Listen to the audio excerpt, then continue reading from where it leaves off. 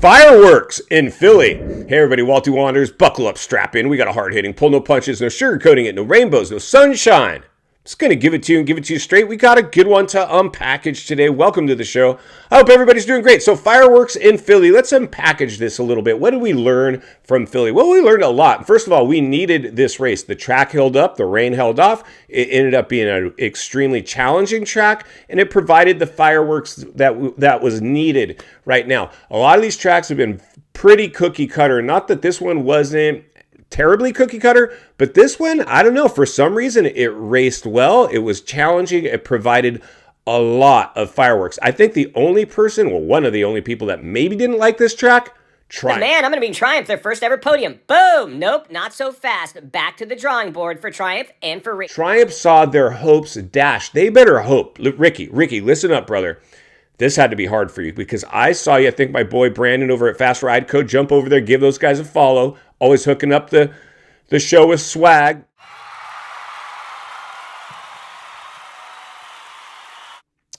He had sent me a link to where Ricky was promoting the Triumph, I guess, earlier this week, and I would play it for you guys, but I'd probably get a copyright strike for doing it. Here it is, the message Fast Ride Co. sent me. It says, this interview possesses every single sellout quality that you talk about. It was pretty bad. You guys jump over there and check it out for yourselves. But you guys can find it, and a lot of you probably already seen it. Jump into the comments and let us know below. It was kind of shameless promotion, just typical Ricky stuff. Now the Triumph has been around since this and that, and SMX, and I'm the go. There's all this, I don't know, fluff. It just was a little too fluffy for me, a little too contrived. But I get it, whatever, they're trying to sell the bike. But the unfortunate thing is Swole came out and gave them their first heat race win. That was huge. And you know, Ricky in the booth had to be pumped, but he had to be composed to make sure he's still a reporter and not in the Triumph's pocket.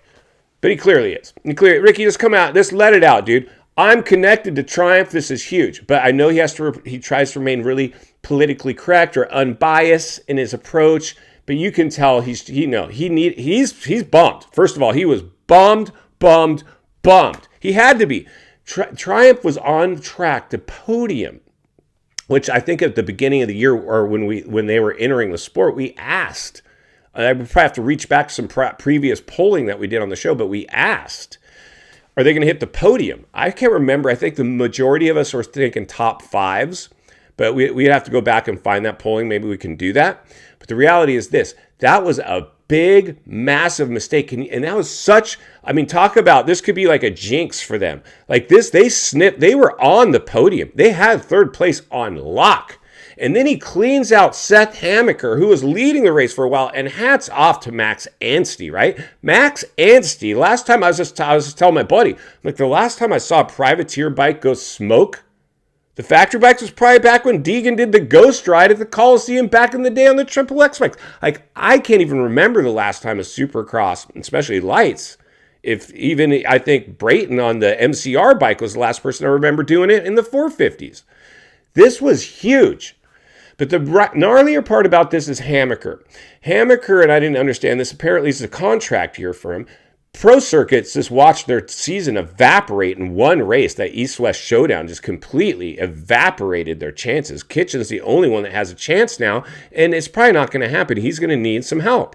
But the reality is Hammaker comes out in his hometown race is looking good, and Swole, I get it, you're racing for position, but dude, you had the opportunity. Your the mechanic should have been like, just bring it in from the podium. I get it. I mean, you're in the heat of the moment. You're trying to go forward. I get it. But, man, that was a ridiculous-looking pass, dude. Super ridiculous. Man, that's got to hurt. I'm sure the team, that must have been a tough to go back to the truck after that one, after the emotional highs of the heat race win. To have to go back to the truck and face, I'm sure Ricky had to come sniffing around, probably sugarcoating it. Like, all right, you're doing good. You got the heat rate. Trying to keep his spirits high because Evan Ferry's been ousted. Or he's out the door by his own accord or otherwise. This was gnarly. I don't know. This is just me. I thought it was pretty gnarly. Anyway, clearly. Let's jump over to the 450s. Now, like we all know, the only person that beats Jet is Jet. In the heat race, he crashed. He couldn't win the heat. But in the main, he got the start. Lights out. See ya. Bye, everybody. And Cooper Webb, man. Cooper Webb, did you see how mad he was? Understand, like I saw, did you see it? They actually went and tracked him down after the podium interviews, and they were to catch up with Cooper Webb. He was just like this the whole time. Like he was pissed. Eyes watering. You could tell he wanted to, I mean, he had tears in his eyes.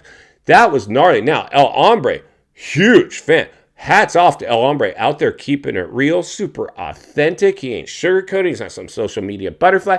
He's doing it and doing it right. Love that dude, right? Love El Hombre. If anybody was going to take down Cooper Webb and rob him of that opportunity to stay a little closer in the points, I have to give the nod to El Hombre because that dude's just a straight shooter through and through. And, you know, even in the presser, he said, he's like, dude, listen, I hated to do that to Cooper. I really hated to do it. But man, he's like, dude, this is for the podium. And there's big bonus money for podiums. Even bonus money aside, I mean, dude, he needed a podium, right? I mean, you're a factory rider. You're probably getting paid pretty decent salary. You're a top tier guy. You needed that podium. So to pull the podium was absolutely insane. That was a tough hit to take. My gosh, dude. Like I don't even know how do you come, like how can I even spin this thing? How can you spin it to Cooper Webb and tell him everything's going to be all right? That was bad, dude. That was podium. You got super robbed. Can you imagine if for some reason it comes down to the finale and Jet crashes or has a bad start and Cooper loses the championship by a point or two? Like that could be a key moment. Like if he could get that could seriously happen. A lot to unpackage this week. If you're new or not new, jump over to the community page, participate in the polling, leave a comment. We'll go take a lap around the comments, throw on some open faces, pull some tear offs, let the roost fly in there. Good stuff. Shout out, honorable mention, Danger Boy. You know what? Danger Boy, I mean, Vial and Danger benefited hugely. I mean, they got some positions gifted to them. That 250 race was awesome, right? That was probably the 250 race and 450 race were equally as awesome, but I think the 250 race might have been more awesome. But Hayden, I will say this, his podium speech, dude, if you're a sponsor, you must be pumped on Hayden Deegan. He is super comfortable. He's super real. He's not sugarcoating it. He's authentic. I loved everything I heard out of that kid. And I'd be the first one to blow the kid apart. I'd be the first one to blow anybody apart. Like somebody's got to do it. This is industry whistleblower stuff, right? Like this is how we have to do it. If it needs to be blown apart, we've got to blow up a lot to blow apart this week. Ricky, buckle up and strap in. Triumph, Swole. I mean, you guys really have to have an episode this week because I see some potential. Those conference rooms with those suits this week, ooh, it's gonna be ugly. In final thoughts, I come to you as a friend, as a content creator, as a moto guy. I want to see you not only win on the track, off the track. Understand the waters you're swimming in now. Shark infested. Philly, welcome to the swimming pool. You delivered. You're setting this up hopefully to be an awesome finale. I expect more fireworks to be coming, and that's why I'll be here to blow the lid off it every step of the way. Because it's not only what we need, it's in fact what we deserve. The content, I want to humbly ask you to give the video a like, subscribe to the channel, leave a comment below. I'd love to hear from you. Social media link in the description of this video if you'd like to follow me there. Along with links to channels I've appeared on I think you might enjoy. If you enjoyed this video, you're going to love the next video, and there's an easy subscribe icon for your convenience. As always, thank you for your time. Don't go over the bars. God bless. I'll see you on the next video.